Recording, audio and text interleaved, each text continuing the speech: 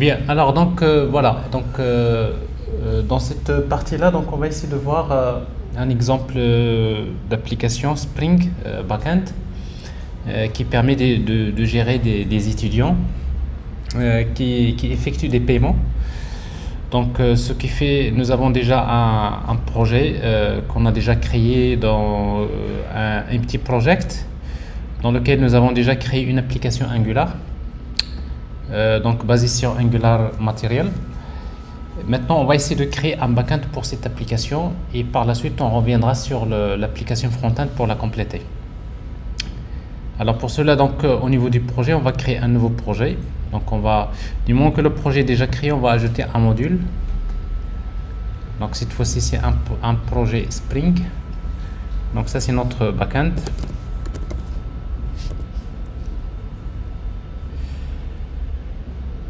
Students App. Alors on va créer un projet Java Maven. Alors le groupe ID c'est net.usefee. Alors on va travailler avec Java 21. Next. Java 21. OpenJDK 21. Next. Alors pour on va garder la dernière version, la 3.2.4. Alors pour les dépendances, donc on va utiliser Spring Web. On va utiliser donc GPA parce qu'on en a besoin. On a besoin d'une base de données relationnelle. On va utiliser H2 Database pour le moment. Et après on va utiliser Lombok. Je pense pour le moment c'est les trois dépendances dont on a besoin. Alors par la suite on ajoutera les autres. On va créer le projet.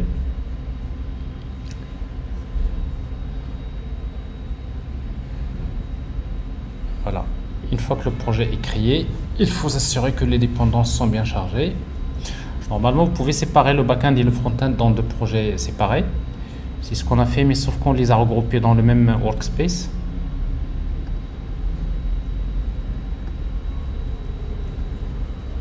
Voilà, alors ça c'est le projet qui est créé, le projet Spring. Voilà, on va le laisser comme ça. Alors, ça c'est le backend. Voilà le package de base de l'application. Alors au niveau du package de base de l'application, on va créer le package entities. On aura besoin d'un package pour les repositories. On aura besoin d'un package pour la partie web. Et on aura besoin d'un package pour les DTO. Et voilà donc pour le moment. Et après pour la couche service, bon pour le moment on va créer un package pour la couche service. Voilà, alors pour les entités, alors quelles sont les entités qu'on va créer? Nous aurons besoin de l'entité student et l'entité paiement.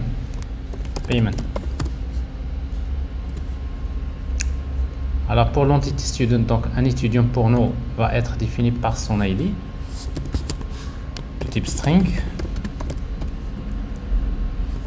Bon, normalement le ID va être généré automatiquement et on va spécifier le code de l'étudiant. C'est parce que c'est un string aussi. First name,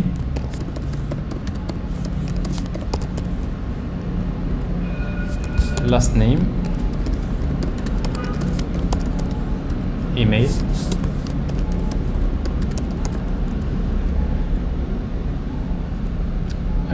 voilà, ça peut suffire pour le moment. La photo aussi, bon, on peut voir comment gérer les photos. Donc pour le moment on va enregistrer que le chemin de la photo. Ici donc ici photo. Voilà. Alors donc c'est une entité GPA entity. On va ajouter la notation ID et puis on va ajouter un constructeur sans argument, un constructeur avec argument, les getters, setters,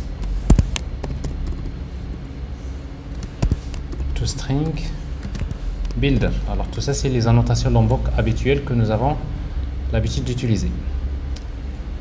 Alors voilà pour ce qui concerne l'étudiant. Alors pour le paiement,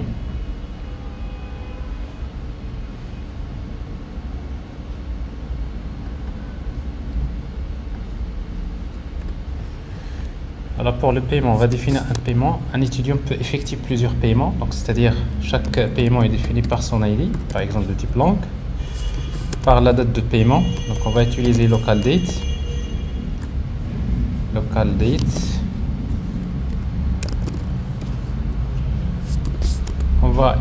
Nous avons besoin de spécifier le montant du paiement.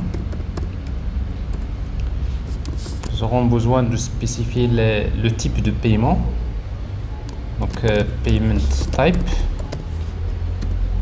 Alors ça c'est un type énuméré qu'on va créer. Donc on va créer entrée. On va créer un enum.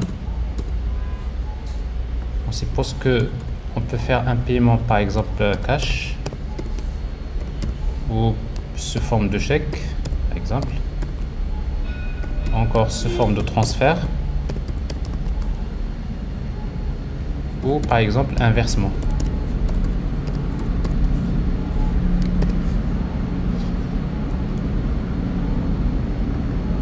Donc ça c'est le type de paiement et l'état de paiement. Status payment, status. Alors la même chose, payment status, donc ça pour nous ça va être un énumérateur. On va supposer qu'un paiement peut être dans les états suivants, donc created initialement, validated pour une fois qu'il est validé, ou rejected par exemple une fois qu'il est rejeté. Rejected.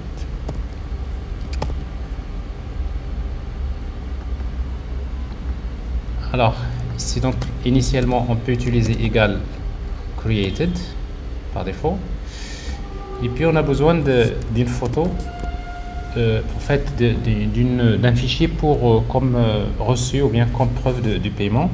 On va utiliser string file. On va l'appeler payment file, tout simplement file.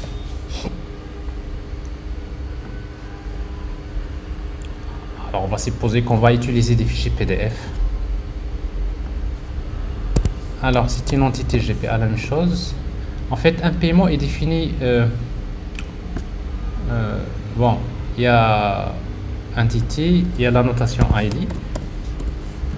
Ici on va utiliser generated value, stratégie identity. Les oui, oui bien sûr.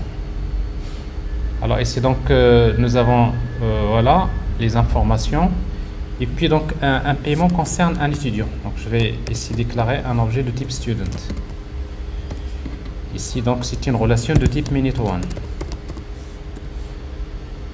Voilà. Alors après on va ajouter la même chose, donc les annotations. Lombok, un constructeur sans argument, un constructeur avec argument, les getters, les setters, toString et la notation builder. Alors ça c'est pour la classe. Alors après on va créer les repositories. Donc on va utiliser Spring Data.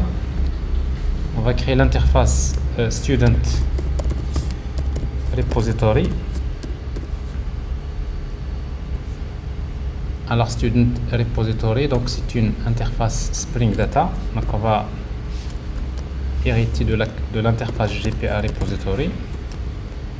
L'entité qu'on va gérer c'est student et le ID il est de type string. Voilà. Et la même chose pour le paiement.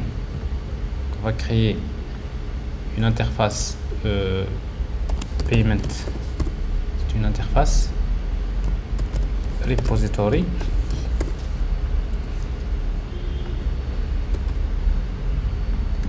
Qui hérite de GPA repository.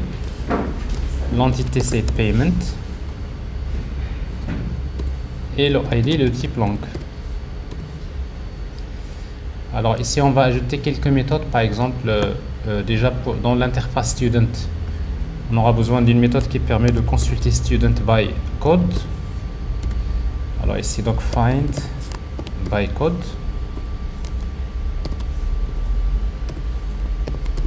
string code, donc on va lui donner le code de l'étudiant et après il va nous retourner l'étudiant. On va supposer que le code il est unique, donc pour cela on va spécifier ici la notation colonne unique égale à true, donc le code il est unique.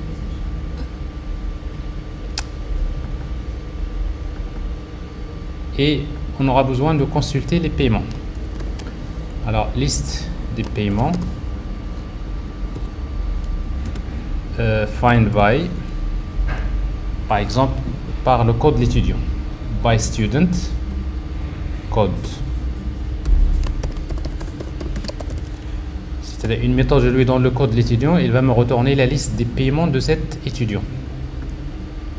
Et puis également les paiements par le status. Alors liste paiement find by status par exemple. Donc ici payment status,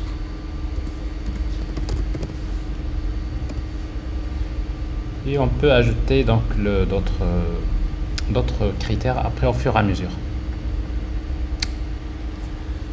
Voilà, alors ça c'est pour les interfaces. Alors pour la base de données qu'on va utiliser, donc on a une base de données H2, donc on va la configurer Spring Data Source URL, donc JDBC H2 in memory database. Même la base de données on va l'appeler StudentsDB. On va activer la console H2, enable it true, et le port, on va utiliser le port par exemple 8787 pour notre application. Alors on va essayer au démarrage de l'application, on va insérer quelques données dans la base de données. Pour cela on va créer un bin de type command line runner.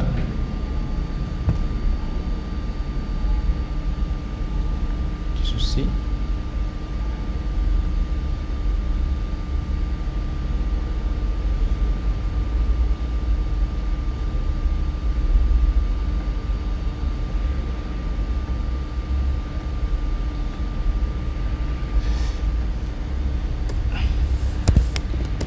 On va créer un bin command line runner. Donc ça c'est pour démarrer l'application. Return. Alors on va injecter voilà student repository, et on va injecter également payment repository.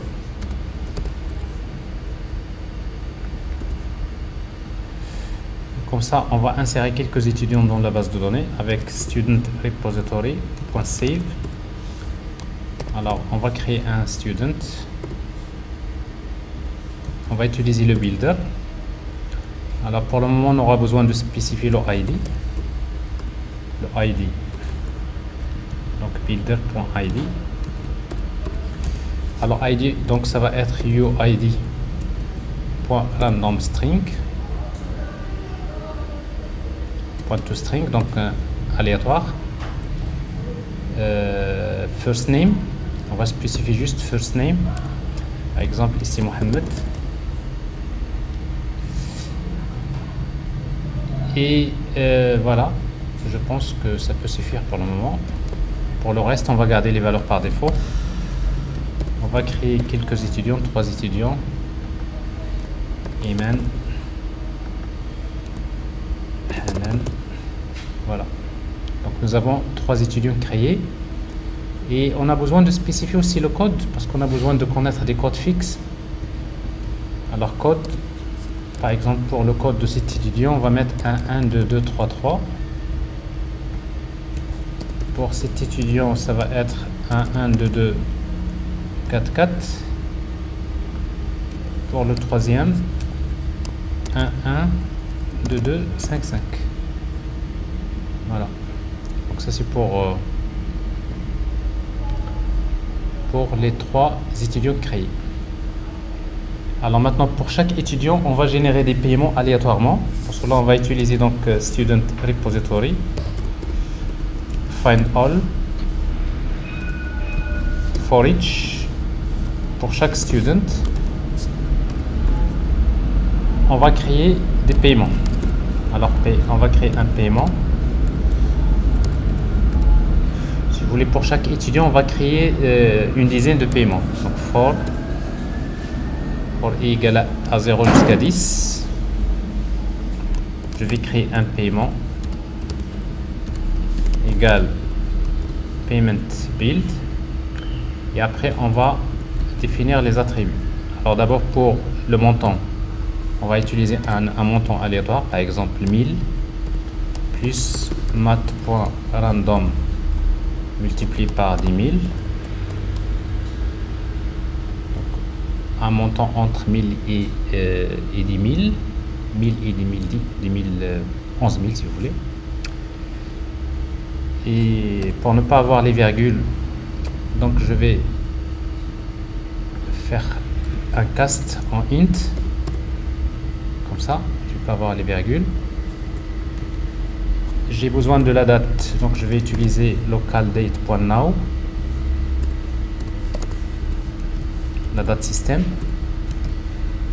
Alors pour le type de paiement, alors ici donc on va choisir des paiements aléatoires. Donc pour cela, je peux par exemple déclarer ici une liste, plutôt un tableau de payment type. C'est un tableau. Donc payment types égale à quoi? Directement dans l'énumérateur payment type, il y a la méthode values. Ça permet de retourner les valeurs, et comme ça, donc pour à chaque fois, on va générer un nombre aléatoire que je vais appeler index égale new random. Donc je vais créer ici un objet de type random égale new random. Et comme ça, donc je vais utiliser à chaque fois random.nextInt. Donc je vais générer un entier entre 0 jusqu'à paymentTypes.length. Donc il va me choisir aléatoirement un nombre, un index entre 0 et jusqu'à le nombre de paiements, de type de paiement. Et comme ça ici, donc je vais dans le type, je vais utiliser tout simplement ces paymentTypes entre crochets de index. Ça c'est une façon de générer des trucs aléatoires. Et qu'est-ce qui reste? Il reste file. Alors file, on va utiliser UID. On va supposer que les noms des fichiers qu'on va générer, c'est des fichiers qui, chaque fichier quand on va faire upload, chaque fichier on va lui donner un nom avec un identifiant unique. Ici donc je vais utiliser un toString. Alors jusque là donc j'ai créé le paiement, et ce paiement là concerne quel étudiant? Student ST. ST c'est celui-là. Voilà. Pour chaque student, j'ai une dizaine de paiements pour cet étudiant. Voilà, alors ça peut suffire. Ici on va utiliser payment repository.save payment.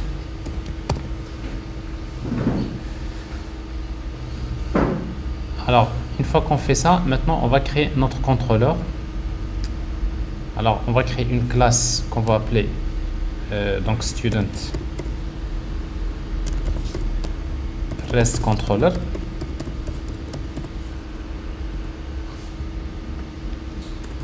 Donc c'est un rest controller. On va injecter notre repository student plutôt payment repository, et on aura besoin également de student repository. Pour le moment on va pas créer un service, Après, on peut refactorer notre code pour utiliser une couche service. Donc, student repository. On va faire l'injection des dépendances en utilisant les constructeurs. Donc, on va injecter ça dans le constructeur. Alt entrée. Et après, on va créer quelques méthodes. Alors, quelles sont les méthodes? Par exemple, je veux consulter tous les paiements. All payments.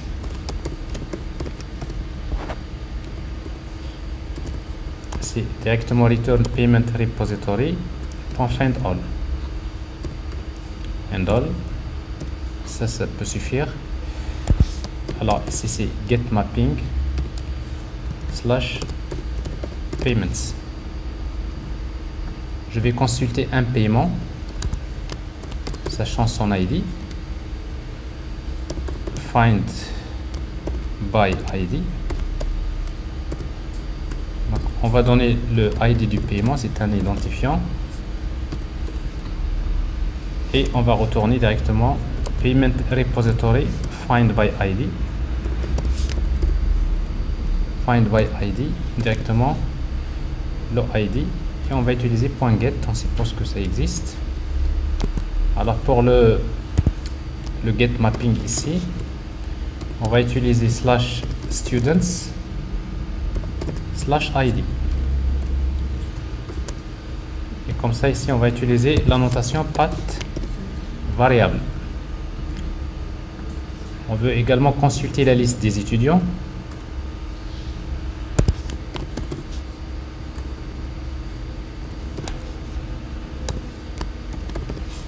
List students. Voilà, students.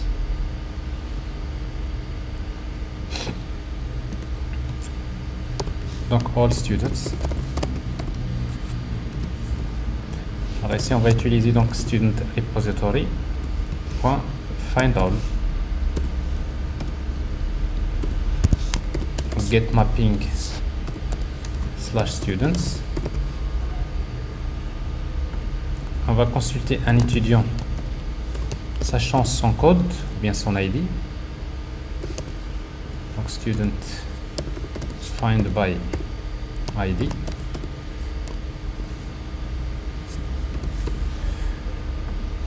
Donc c'est un string. Donc return donc student repository find by ID. Find by ID. Directement ID. Et on va utiliser get. Alors ici on va utiliser get mapping /students. Et puis consulter un étudiant, donc non, /students /scott /id. Là il faut utiliser path variable. On va consulter également les paiements d'un étudiant. Donc on va utiliser une méthode list payment find by student code.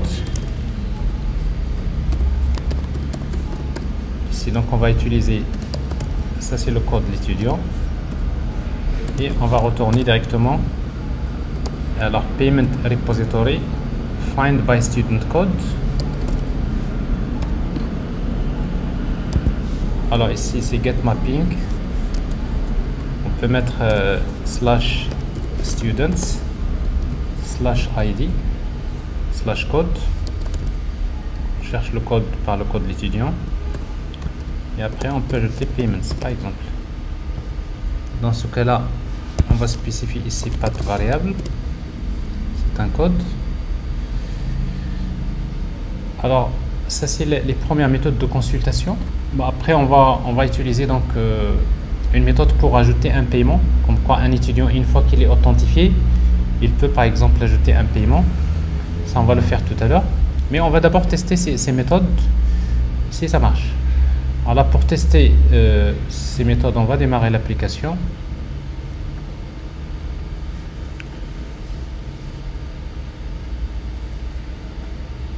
Alors il y a il y a une erreur. Alors ici donc student control, la méthode, il y a ici une confusion dans le path d'une méthode. Alors ici donc vous avez student/id, nous avons student/id, donc ça tient pas, ça c'est find by id, ça c'est pas student, c'est payments /id, sinon il y a une confusion ici, ça c'est payments.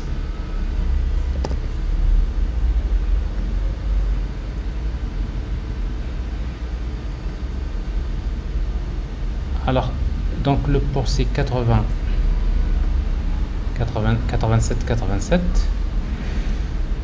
Alors ici on peut tester localhost, alors 87/students. Donc ici on a les 4 étudiants, ici les paiements.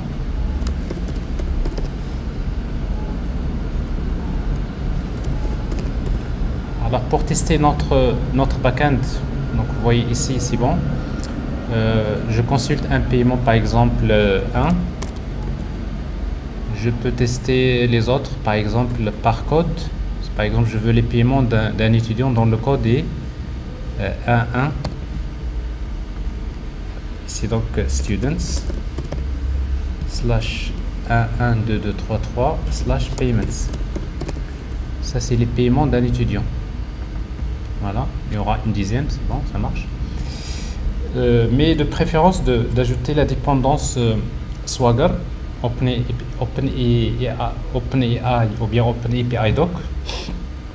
On va ajouter cette dépendance, on va la chercher. Donc Spring Boot OpenAPI Doc. Alors vous avez ici donc dans le site de ce site là, vous pouvez trouver la bonne version pour c'est cette version qu'on va utiliser. On va l'ajouter au fichier .xml. Update.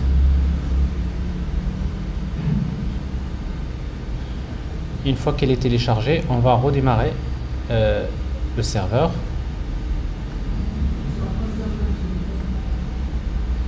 Alors cette dépendance c'est pour justement c'est pour tester c'est pour la documentation Swagger. C'est-à-dire que par exemple dans notre cas ici, si vous mettez maintenant si vous utilisez localhost 87, la page s'appelle Swagger UI-UI.html. Vous allez avoir ça. C'est très pratique. Alors ici vous pouvez tester rapidement. Ici get student par exemple, tous les étudiants, try, execute. Là vous pouvez vérifier, donc ça il y a 3 étudiants. Vous pouvez vérifier student/id, try. Alors vous avez besoin de prendre un ID de l'étudiant. Vous le mettez ici, exécutez, pour tester ça marche. Get paiement. On a besoin du code, par exemple ici, on va essayer avec le code 112233 et là ça marche, il n'y a pas de problème. Vous testez tous les paiements, s'il n'y a pas de paramètres, là ça marche également. Et vous pouvez tester également, consulter un paiement. Par exemple, je veux consulter le paiement dans le code E2. Là ça marche, donc vous voyez c'est un peu plus pratique. Donc ça c'est le OpenAPI Doc, donc ça permet de tester rapidement de tester rapidement bien sûr les web services ou bien les REST API. Alors maintenant il nous faut encore une méthode qui permet d'enregistrer un étudiant, parce qu'on a besoin de faire un upload du fichier, donc il faut savoir comment faire ça. Alors pour cela on va ajouter une méthode ici.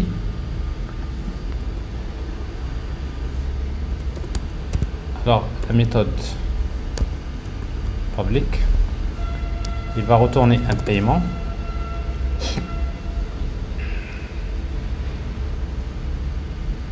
On va ajouter un paiement, save payment. Alors je vais supposer ici que pour créer un paiement on aura besoin normalement d'envoyer les informations suivantes. Donc on aura besoin d'abord d'un fichier, parce qu'en fait on va essayer de faire upload, si vous voulez, le scan du reçu de paiement. Donc on va supposer que c'est un fichier PDF, donc on va utiliser multipart file. Donc ça c'est le fichier. Là on va utiliser donc request param. Ensuite on aura besoin de spécifier les informations sur par exemple le type de paiement, la date de paiement, local date,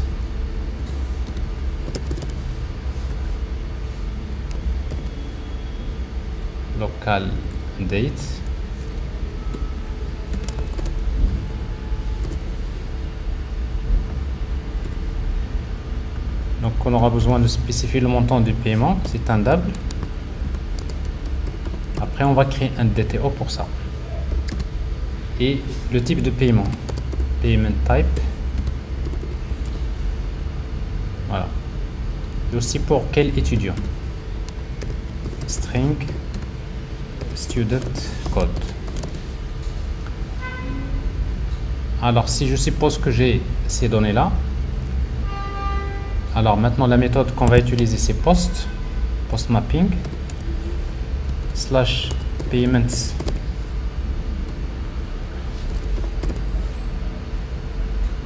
voilà. Mais cette fois-ci, comme il y a un fichier, on va utiliser consumes, c'est media type,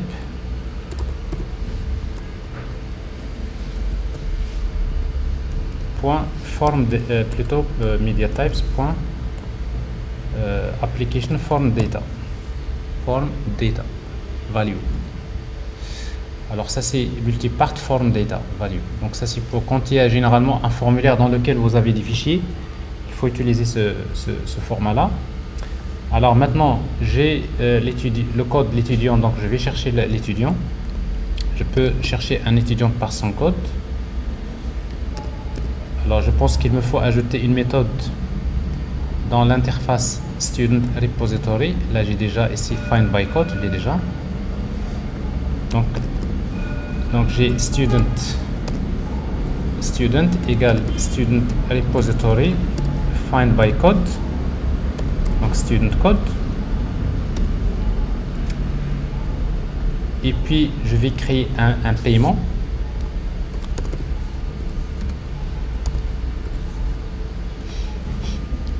Mais avant de créer le paiement, on va d'abord enregistrer le fichier. Alors dans notre cas, une fois qu'on reçoit le fichier, on va l'envoyer dans un dossier. Alors pour cela, donc je vais utiliser path. Je vais créer un path égale paths pluriel point .get. Alors je suppose que je vais aller vers le dossier de l'utilisateur. Alors pour le dossier de l'utilisateur, c'est system.getProperty user home, c'est-à-dire c'est le dossier utilisateur. Ensuite dans le dossier utilisateur, je suppose que j'ai un sous-dossier que je vais appeler.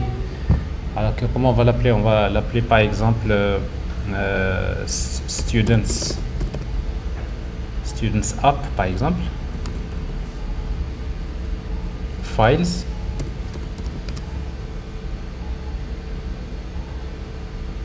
Voilà, j'ai un dossier Students Apps Files. À l'intérieur de ce dossier, j'ai un autre sous-dossier que je vais appeler Payments.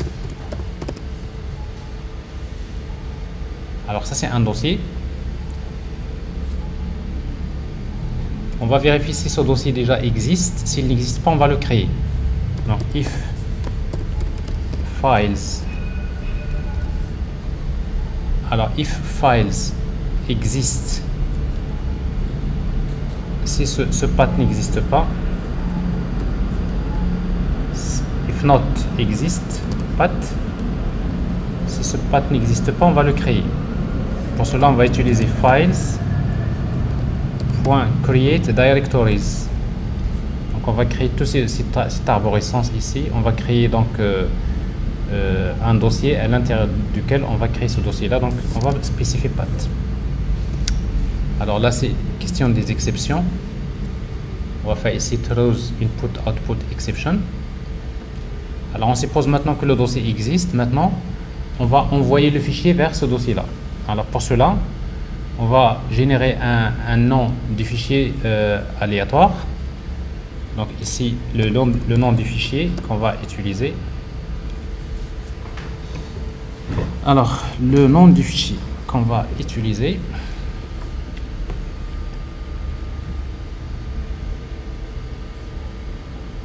alors c'est le string. On va générer un nombre aléatoire, donc ici payment, alors payment ID. On va utiliser UID point random. Ça c'est un identifiant. Comme ça je suis sûr que je vais pas écraser en fait des choses, donc je vais générer un nouveau ID et puis je vais utiliser donc je vais envoyer le fichier vers ce path là, path file path. Alors file path égale à quoi? Égale c'est path get. Alors la même chose, donc je vais utiliser tout ça.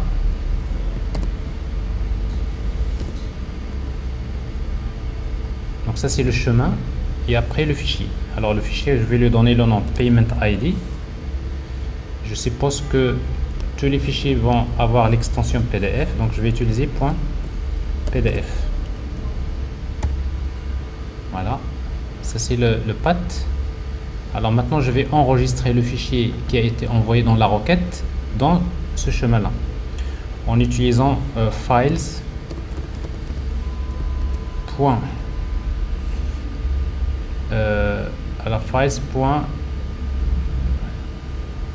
copy. Là, je vais copier la source, le fichier que je vais copier c'est file. Donc c'est file que nous avons ici, c'est-à-dire multipart file qui a été envoyé, et je vais prendre get input stream, c'est-à-dire ce fichier là, les données de ce fichier là, je vais les envoyer vers ce file path. Voilà. Alors donc le fichier, je l'ai, donc ça c'est upload, donc je l'ai envoyé vers le file path, c'est-à-dire le chemin que j'ai créé ici. Alors maintenant après je vais créer maintenant le paiement. Alors pour le paiement, donc je vais utiliser donc paiement égale payment.build. alors maintenant pour ce paiement là, le ID, alors déjà ça c'est pas le payment ID, c'est file ID string, je vais l'appeler file ID. Ça c'est file ID.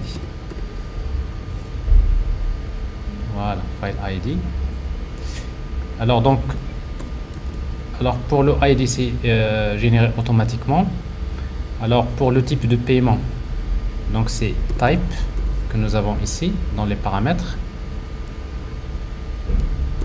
Alors pour le montant, c'est le montant que j'ai reçu.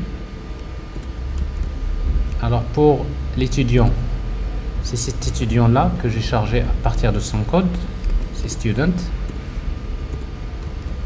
Alors pour status, on va supposer que par défaut c'est created. Et pour le fichier file maintenant, alors dans la base de données, je vais stocker ce fichier là, file path. Alors je peux utiliser donc file path, je peux le convertir en tout se forme d'une URI, tout simplement to file path to URI point to string. Donc j'enregistre l'URI, c'est-à-dire le chemin du fichier ici. Alors maintenant je vais enregistrer le paiement. Alors pour enregistrer le paiement, donc je vais utiliser payment repository .save payment et on va retourner saved payment, c'est-à-dire ce paiement qui a été enregistré, on va le retourner comme ça, Received Payment. Alors ça c'est une méthode en fait dans laquelle je vous montre juste comment gérer aussi les fichiers quand il y a par exemple un upload, parce que c'est un cas intéressant ici. Alors on va tester si dans dans la documentation Swagger, est-ce qu'on peut tester ça? Normalement oui. Alors pour vérifier, on va regarder notre méthode Post Payments. Alors ici donc on a besoin de tester, donc je vais préciser une date 2024 11 par exemple 11. Alors le montant c'est 43 000. Alors ici donc il a le type de paiement, c'est cash. Ici le code de l'étudiant, je suppose que c'est l'étudiant 112233. Et là nous avons le fichier, on peut faire upload directement ici. Je vais prendre un fichier dans les téléchargements PDF.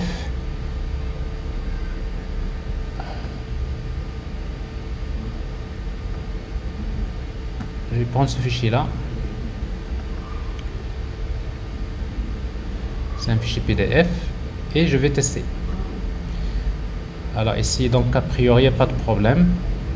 Donc je vois bien que le paiement a été uploadé. Donc je vois le ID, je vois les informations created. Vous voyez donc le file, je vois bien le chemin du fichier. Et l'étudiant correspondant, c'est le bon. Alors maintenant, on va essayer de créer une méthode qui permet de consulter ce fichier PDF pour le visualiser. Alors pour cela, on va ajouter la méthode. Ça doit être la dernière que je vais utiliser ici. Donc, alors pour consulter un fichier, donc je vais utiliser un tableau de bytes.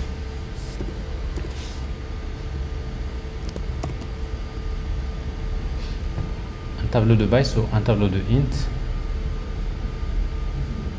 Oui.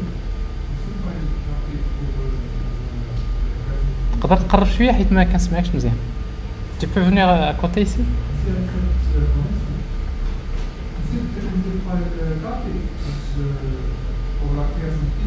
Oui. Out? Ah, oui. Donc, il y a des files copy. Donc, ça permet de copier les données vers un fichier. C'est plus rapide, c'est plus simple comme ça. C'est-à-dire, vous utilisez files du package java.io. Parce que là, vous remarquez que ici, donc, j'utilise c'est le new input output, c'est-à-dire les entrées sorties non bloquantes. Vous avez pas mal de choses, files ici aussi. Donc files copy, donc je prends le fichier, les données, les input stream, et j'envoie vers le chemin. C'est plus simple. Alors donc je vais créer une méthode qui permet de consulter maintenant le fichier. Get payment file. Alors j'ai besoin de spécifier le ID du paiement. ID. Donc payment ID. Et je vais utiliser getMapping slash je vais l'appeler payment file slash ID. Payment ID. Alors ici donc je vais utiliser path variable. Voilà. Alors je vais chercher le paiement d'abord. Paiement avec paiement repository .find by ID.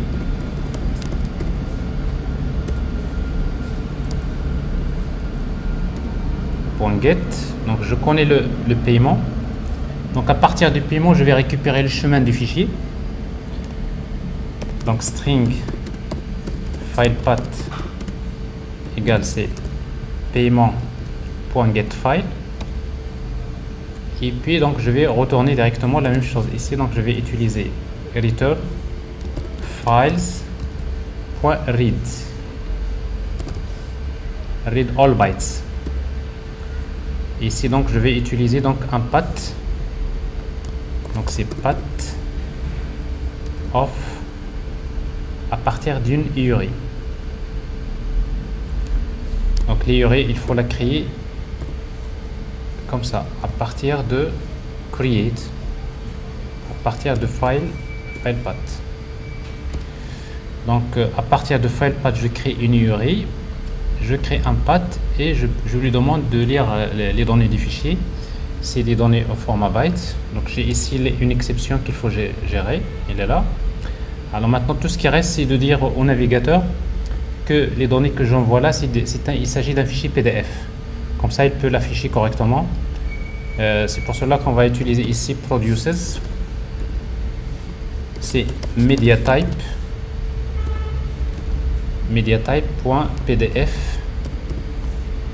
voilà, application PDF value. On va tester, on redémarre.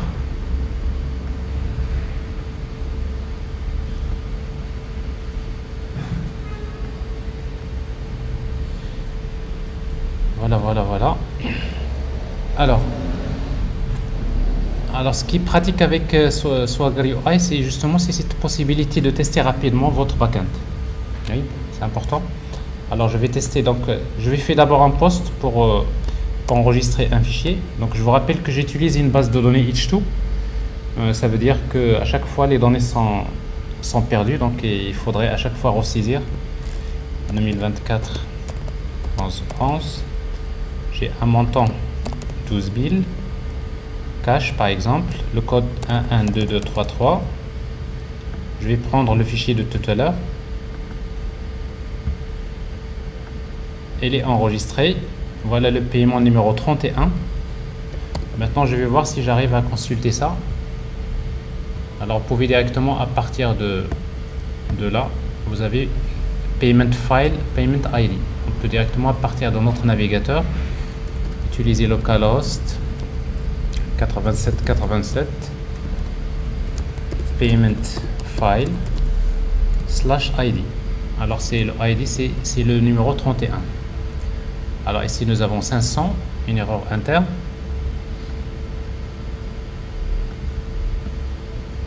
Je vois pas de problème. Alors ici donc vous avez payment, il y a quelque chose qui cloche là, payment ID. Oui, on n'arrive pas à voir le fichier parce que là j'ai mal écrit là. Donc payment ID, ça doit être la même chose ici. Là on n'arrive pas à le récupérer. Je redémarre. Je recrée. Je fais le même travail ici. Donc je remplis les données. Je fais C et exécute. Donc là ça marche. Le numéro toujours 31. J'arrive là. Le fichier numéro 31. Ça marche. Alors ici donc j'arrive à voir le fichier qui a été uploadé. Donc ça veut dire que pour mon application, si mon application a besoin de consulter le fichier d'un paiement, donc on peut le consulter, on va l'afficher. Voilà, alors ça c'est aussi c'est une démo qui résume à peu près comment créer une REST API avec Spring. C'est très important parce que c'est comme ça que nous avons souvent créé nos microservices. Et après, donc maintenant, si vous voulez respecter les bonnes pratiques, vous allez ajouter la couche service. Vous allez ajouter un service et après vous transférez par exemple ce genre de traitement que nous avons ici. Au lieu de le mettre dans le contrôleur, on va plutôt le mettre dans le service. Alors c'est ce que je peux faire ici. Donc je vais créer une classe que je vais appeler payment service.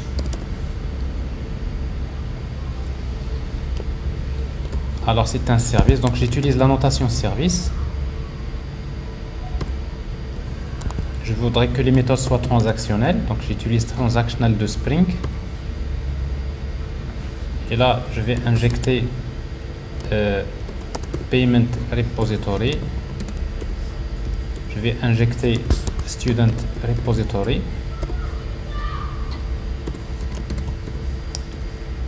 je fais l'injection des dépendances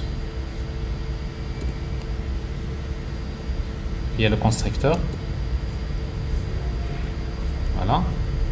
Et je crée une méthode, par exemple ici, une méthode que je vais appeler save payment. Alors save payment, donc qu'est-ce qu'il va faire? Il va recevoir, je peux lui transmettre ces paramètres là, comme ça.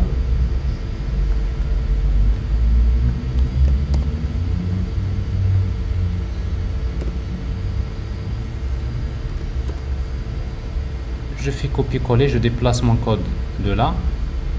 Vraiment, je fais copier-coller comme ça. CTRL X. Je le déplace ici. Alors ici, donc les exceptions.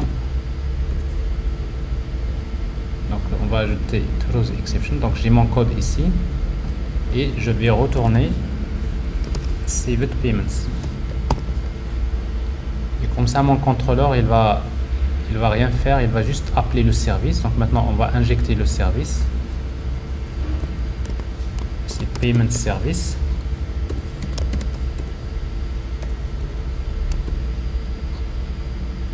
On va faire l'injection. Comme ça, donc ici, on va utiliser payment service directement. .save. Ben, j'envoie le fichier. J'envoie la date.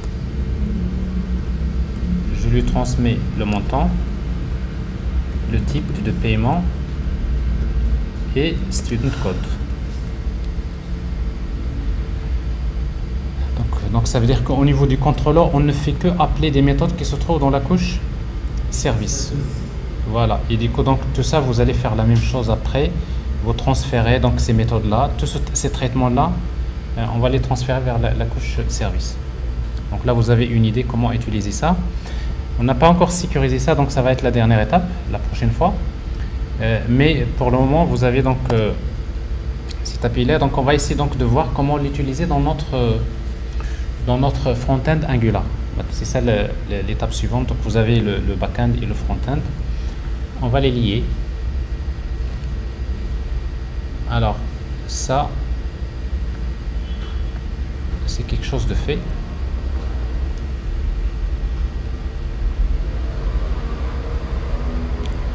On va juste, peut-être j'ai oublié une méthode qui permet de changer l'état du paiement.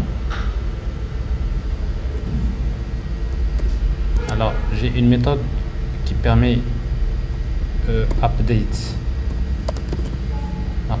payment status. Alors le nouveau status payment status.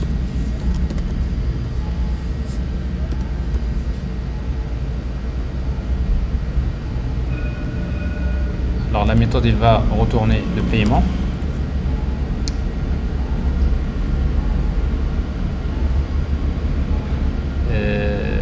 Voilà, il va retourner le paiement.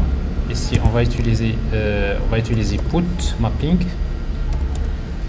slash payments slash update status. Alors j'utilise un request param ici, pas de problème, et j'ai besoin de l'ID. Alors long payment ID. Alors ici donc ça va être un slash payment ID, pas de variable ici.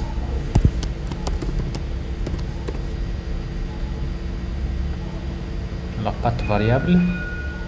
Et là je vais utiliser donc payment repository. Donc je vais chercher d'abord le paiement. C'est payment repository find by ID. C'est payment ID. .get. Et puis je vais retourner et je vais voilà, je vais changer le paiement, payment.id set status. C'est quoi status? C'est le nouveau status qu'on va changer ici.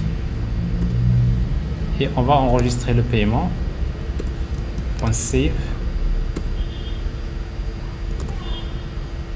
payment. Et ça va nous retourner un résultat. Donc return directement le résultat retourné.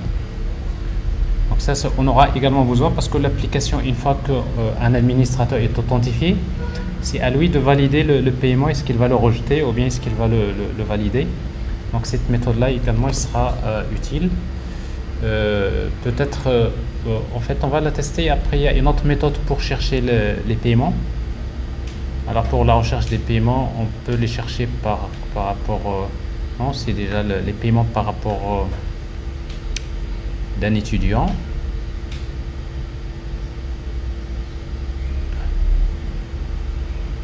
Ok. Alors on va tester. Alors pour tester, donc j'ai ici actualisé. Alors la méthode, je vais regarder les paiements. Alors tous les paiements par défaut, donc le status is created, par exemple je prends, c'est pas celui-là, alors j'exécute. C'est le paiement numéro 1, le status est plutôt c'est status c'est alors nul. Alors pourquoi c'est nul? Parce que normalement nous avons supposé que le paiement, quand on crée un paiement, ici on a créé le paiement, on n'a pas spécifié le status par défaut.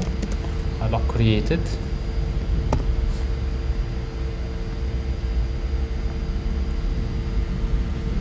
normalement dans payment j'ai la valeur par défaut payment status created. C'est un peu, oui ça marche pas comme ça parce que là c'est on passe par le constructeur par défaut, mais le builder lui il passe par un constructeur avec paramètres, donc ce qui fait ça devrait pas marcher. Alors ici donc si on regarde les paiements, alors par défaut c'est created.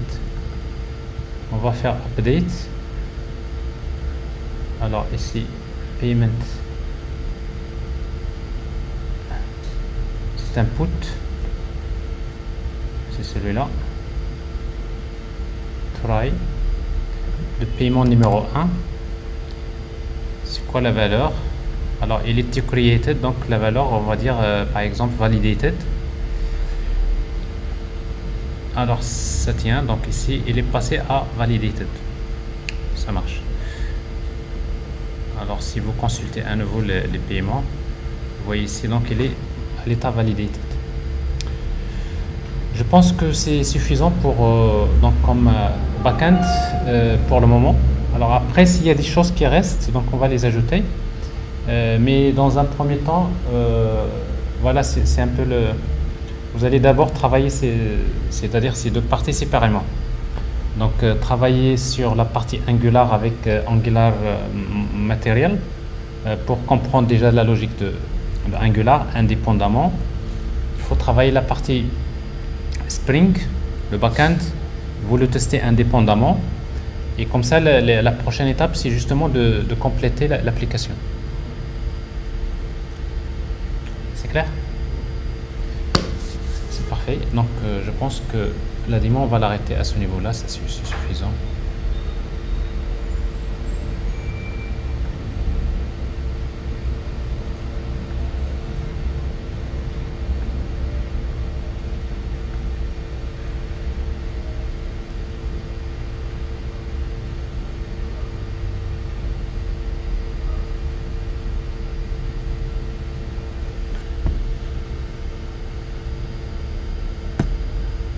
C'est le post.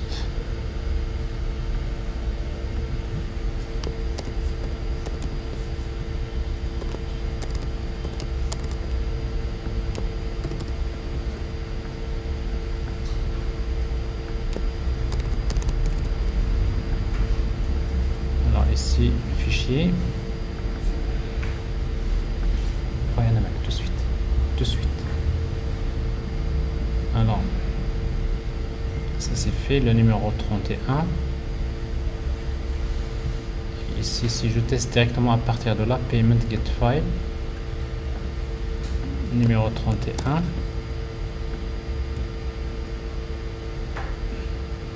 Ouais, bon, Swagger il est incapable d'afficher, mais pour faire download. Mais le navigateur ici, il va comprendre directement. 87 slash payment.